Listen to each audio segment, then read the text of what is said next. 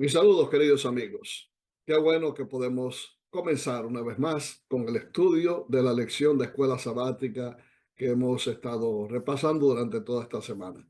El Génesis como fundamento es el título de esta lección. Interesante que muchas personas no se dan cuenta de que las cosas que encontramos, por ejemplo, en el Apocalipsis, ya tienen su fundamento en el Génesis.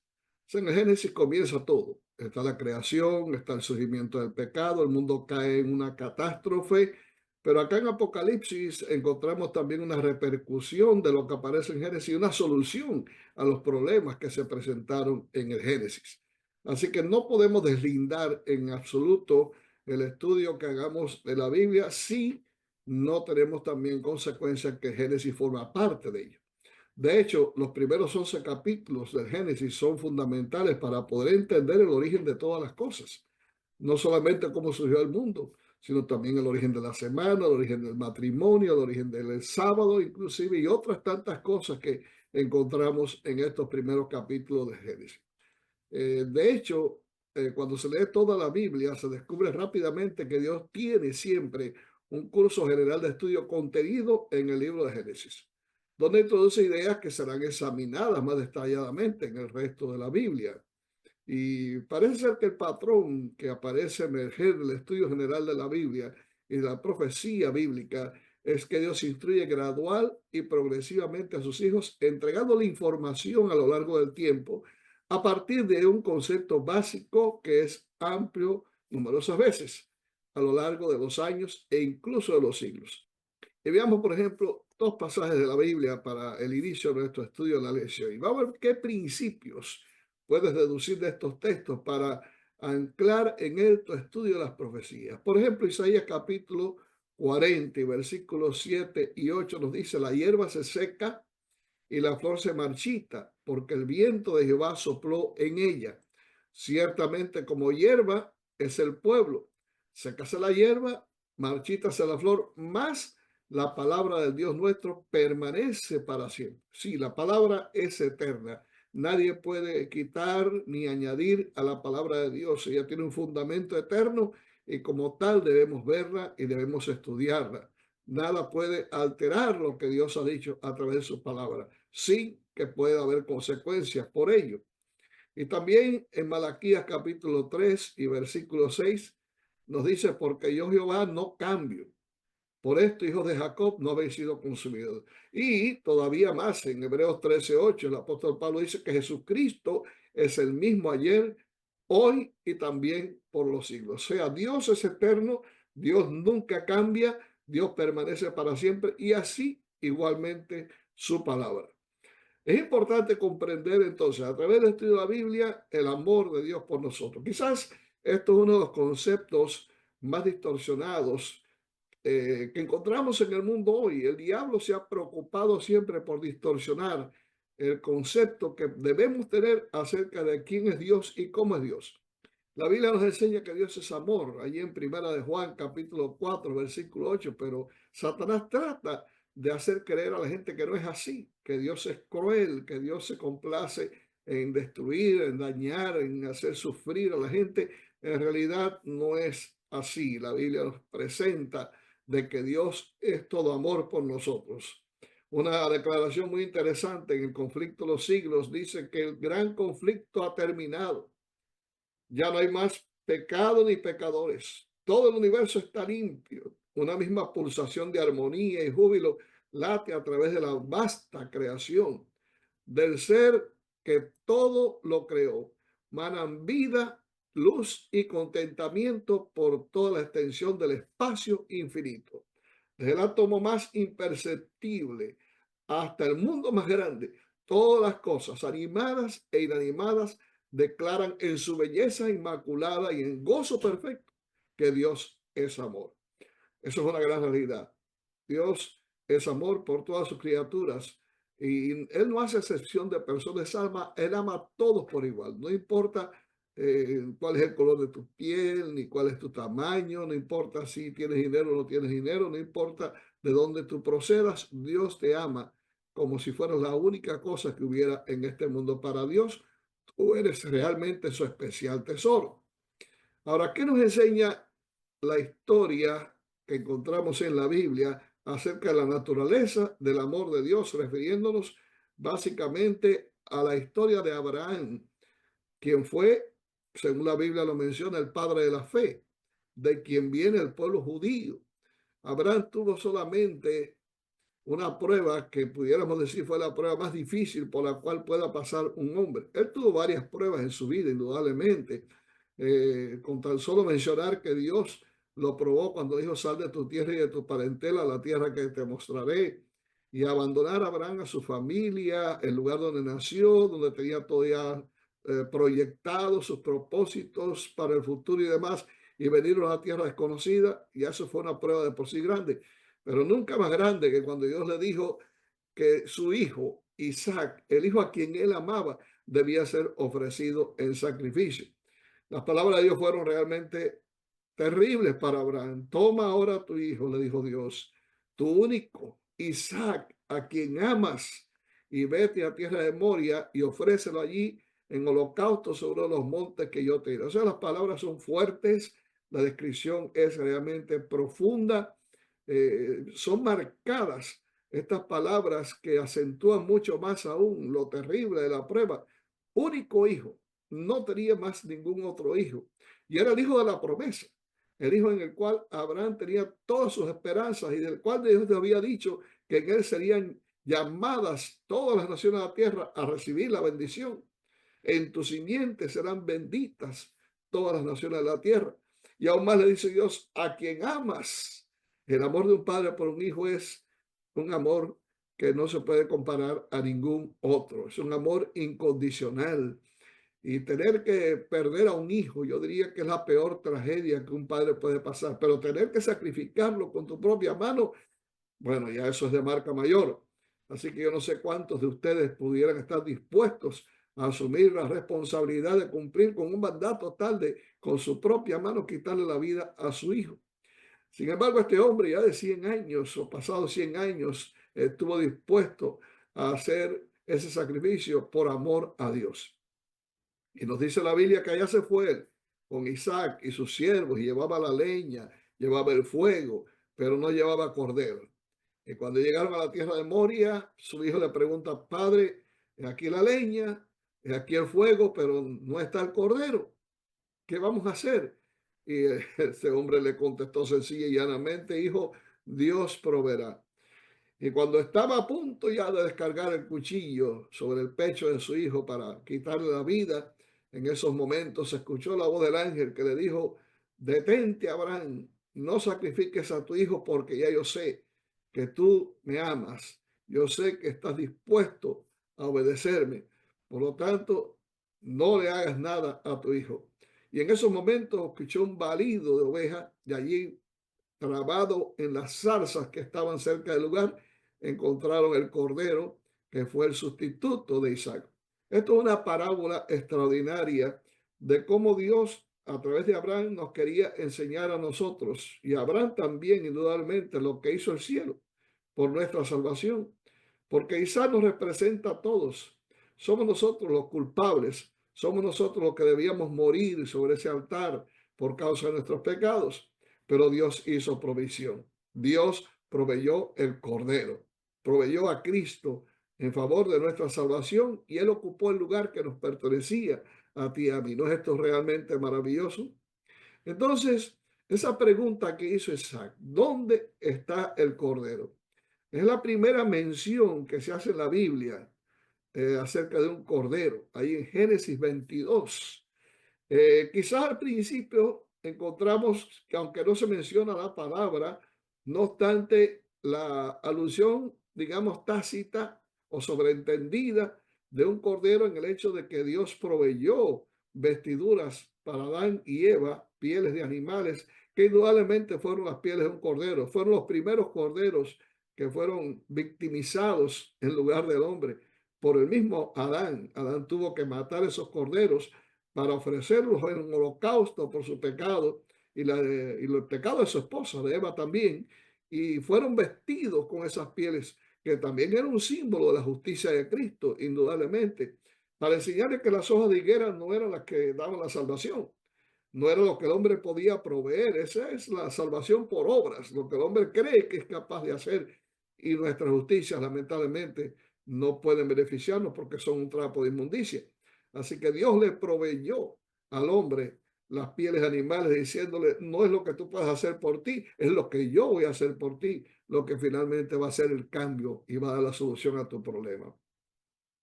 Así que en esta pregunta que hace Isaac, indudablemente encontramos una alusión al sacrificio de Cristo. Una de las cosas interesantes que encontramos en la historia del pueblo de Israel es aquella Pascua que Dios instituyó antes de que el pueblo saliera de la tierra de Egipto, liberado por el gran Moisés. Y se le dieron instrucciones muy importantes acerca de esa Pascua que se encuentra en Éxodo capítulo 12, versículos 3 hasta el versículo 13. Y tenían que tomar aquel cordero, tenían que sacrificarlo. Toda la familia debía comer de aquel cordero, no se debía quebrar ni un solo hueso, debía comerse entero. Y después debían tomar la sangre del cordero, ponerle los dos postes en el dintel de las casas en que la habrían de comer, porque esa noche pasaría el ángel heridor, el ángel de la venganza por la tierra de Egipto, y solamente aquellos que hubieran puesto la sangre en el dintel de la puerta serían librados de morir en las manos del ángel exterminador. De esa forma, solamente aquellos que se hayan cobijado bajo la gracia de Dios podrán ser librados finalmente en el tiempo final, cuando este mundo sea destruido. Apocalipsis 5 también nos dice que uno de los ancianos le dijo al profeta Juan, no llores. He aquí que el león de la tribu de Judá, la raíz de David, ha vencido para abrir el libro y desatar sus 7 sellos. Y entonces Juan dice que mira y ve en medio del trono y de los 4 seres vivientes, en medio de los ancianos, ahí estaba de pie un cordero como inmolado, que tenía 7 cuernos y 7 ojos, los cuales son los 7 espíritus de Dios enviados por toda la tierra.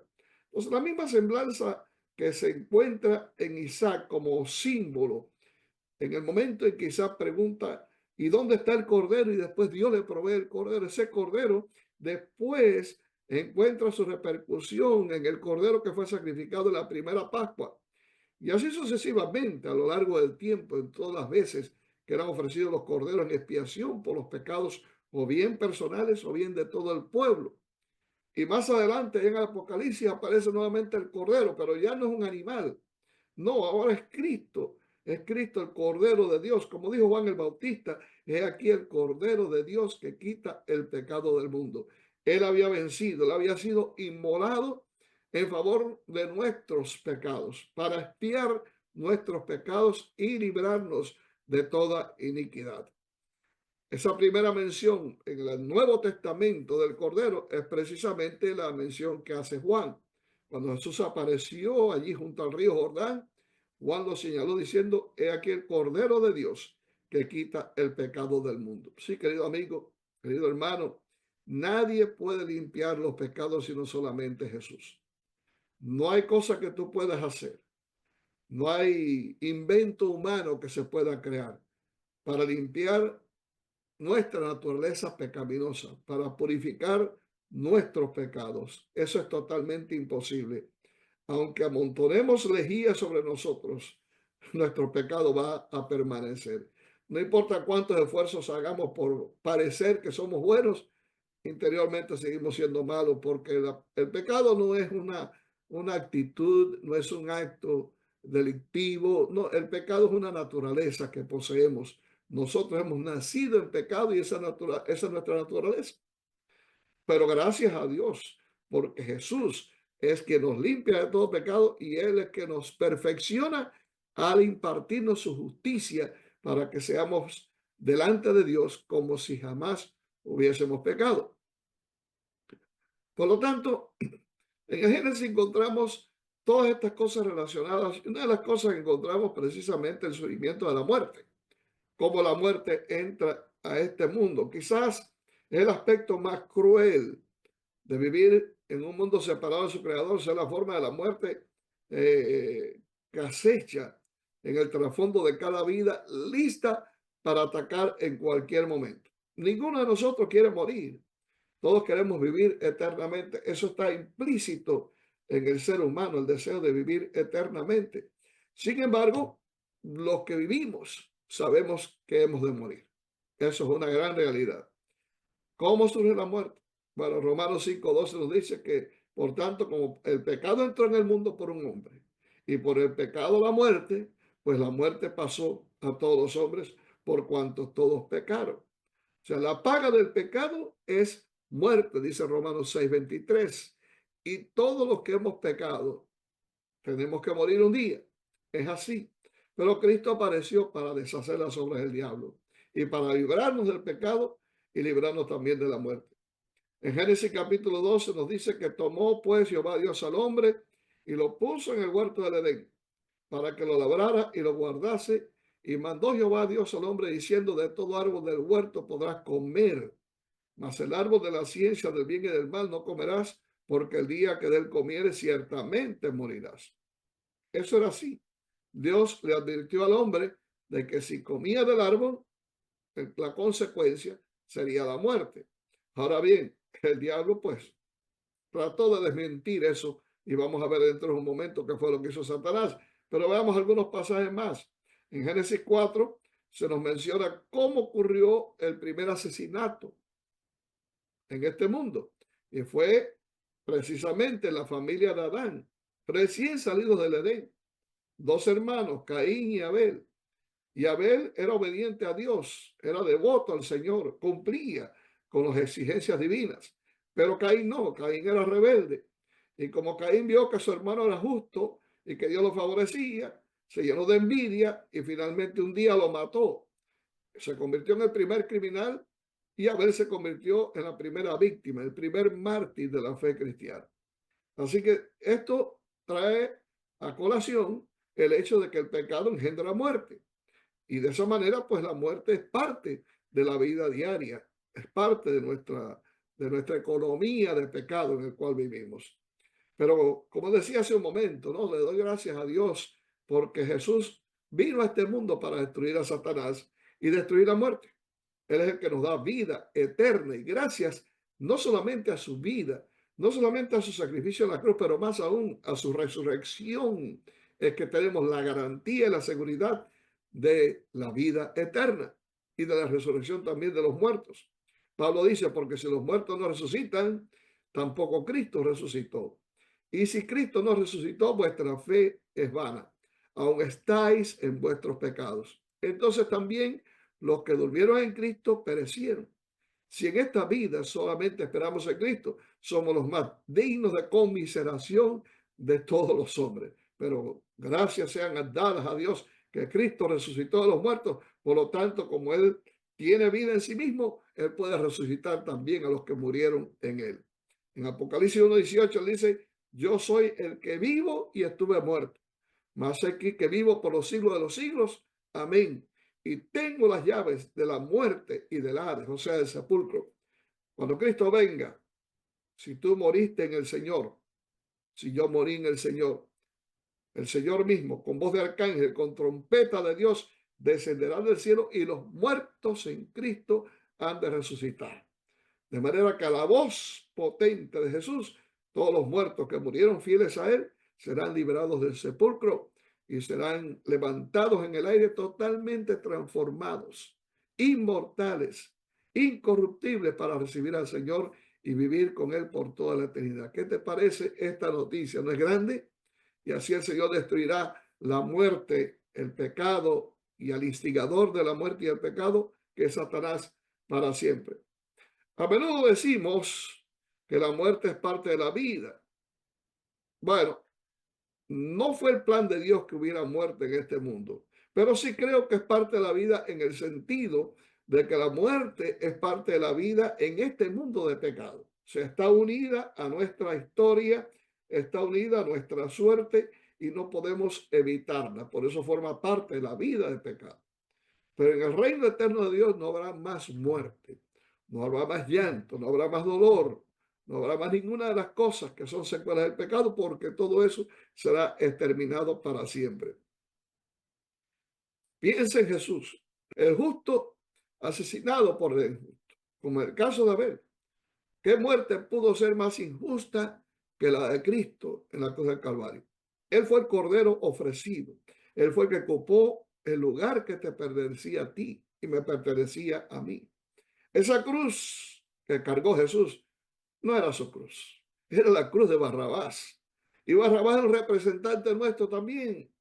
Cuando íbamos a morir, Cristo nos dijo, ponte a un lado, que yo voy a cargar tu cruz.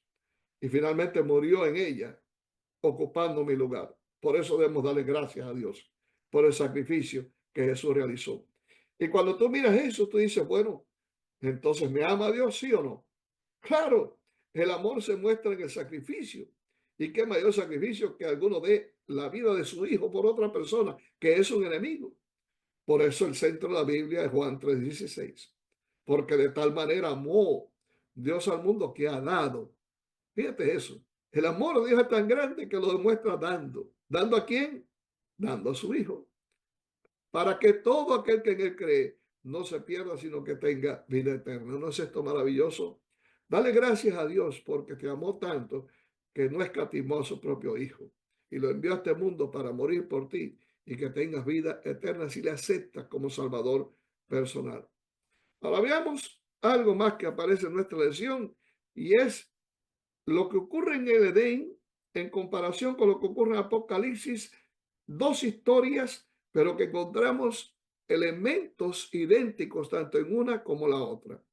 Por ejemplo, en Génesis 3 se nos menciona la caída del hombre. La serpiente, dice ahí en Génesis 3, era astuta, más que todos los animales del campo que Jehová Dios había hecho, la cual dijo a la mujer, aunque Dios os ha dicho, no comáis de todo árbol del huerto. Y la mujer respondió a la serpiente, del fruto de los árboles del huerto podemos comer, pero el fruto del árbol que está en medio del huerto, dijo Dios, no comeréis de él, ni le tocaréis para que no muráis.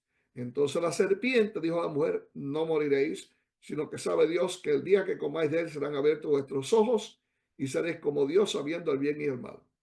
Ahí en este pasaje encontramos primeramente a la serpiente, quien es el mismo Satanás, que utilizó a la serpiente como medio. Encontramos una mujer, la mujer es Eva. Hay una confrontación entre la serpiente y la mujer. El diablo viene en figura de serpiente para devorar a la mujer, para destruir a la mujer y destruir por ende también al hombre, la pareja edénica. Mete una mentira descarada. Dios había dicho a la mujer y a Adán, el día que comas de este árbol morirás. Ahora la serpiente le dice, no moriréis. Así que es un engañador, es un mentiroso, taimado mentiroso. Pero ahora veamos en el Apocalipsis capítulo 12 que encontramos símbolos similares a lo que vemos en Génesis. Dice que apareció en el cielo una gran señal, una mujer, aquí aparece otra mujer también, vestida del sol, con la luna debajo de sus pies y sobre su cabeza una corona de 2 estrellas. Y estando encinta, clamaba con dolores de parto en la angustia del alumbramiento. También apareció otra señal en el cielo. He aquí un gran dragón escarlata que tiene 7 cabezas y 10 cuernos, y en sus cabezas 7 diademas, y su cola arrastraba la tercera parte de las estrellas del cielo y la arrojó sobre la tierra. Y dice que el dragón se paró frente a la mujer que estaba para dar a luz, a fin de devorar a su hijo tan pronto como naciese. Y ella dio a luz un hijo varón que regirá con vara de hierro a todas las naciones, y su hijo fue arrebatado para Dios y para su trono. Y la mujer huyó al desierto, donde tiene lugar preparado para Dios, para que allí la sustenten por 1260 días. Después hubo una gran batalla en el cielo. Miguel y sus ángeles luchaban contra el dragón, y luchaban el dragón y sus ángeles, pero no prevalecieron, ni se halló ya lugar para ellos en el cielo, y fue lanzado fuera el gran dragón, la serpiente antigua, que se llama Diablo y Satanás, el cual engaña al mundo entero. Fue arrojado a tierra y sus ángeles fueron arrojados con él. Encontramos una mujer, encontramos un dragón, que el mismo texto explica que es la serpiente antigua, o sea, el diablo y Satanás, y también es un engañador porque engaña al mundo entero. En Génesis engañó solamente a la mujer y Adán no fue engañado, Adán simplemente estuvo dispuesto al sacrificio.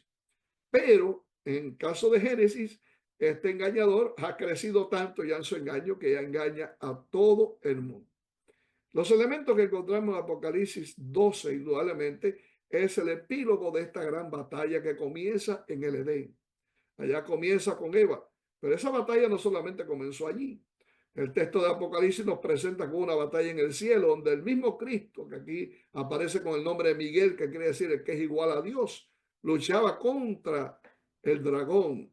Hemos estudiado otras veces y posiblemente lo vamos a tratar también durante este trimestre, cómo en el huerto de Dios, allá en el cielo, había un querubín excelso, magnificente, que se llamaba Lucifer, pero se rebeló contra Dios y finalmente fue echado del cielo, pero en su rebelión logró arrastrar la tercera parte de los ángeles del cielo, el 30%, ¿te imaginas? De los ángeles del cielo fueron echados con Lucifer, convertido en Satanás, porque creyeron sus mentiras. Pero después finalmente este ángel rebelde en esa batalla que perdió en el cielo, la pierde definitivamente en la cruz cuando Cristo muere en la cruz del Calvario.